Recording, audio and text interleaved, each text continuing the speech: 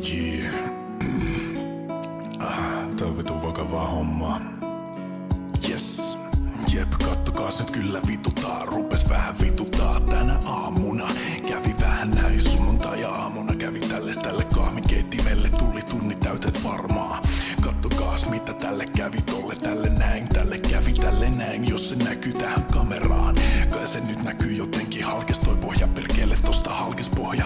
Tästä kahvinkeittimestä halkes pohja. Nyt kyllä vituttaa kun halkes pohja. Niin vituttaa kyllä meni kahvinkeitin paskas pohja. Halkes tästä oikein halkes joo pohja. Halkes oikein kunnolla tosta napsahti vaan. Ja halkes pohja niin nyt rupes kyllä vituttaa. Oikein rankasti että vituttaa. Hyvä kahvinkeitin meni siinä. Tommonen kahvinkeitin meni siinä sitten rupes vituttaa. Ai löytysköhän roskiksesta uutta tämmöstä pannua.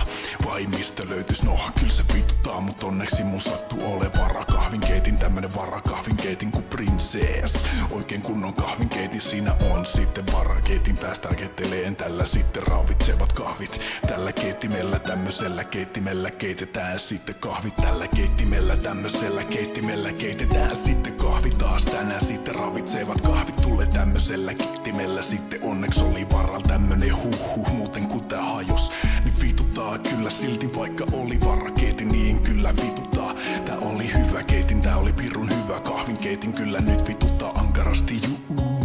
Ei mulla täällä muuta että tällaisia tunnelmia täällä tänään oikein vituttaa rankasti.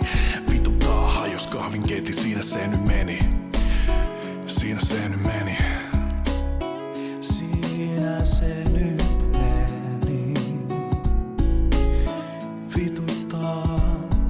Siinä se nyt meni. Tää oli hyvä keitto.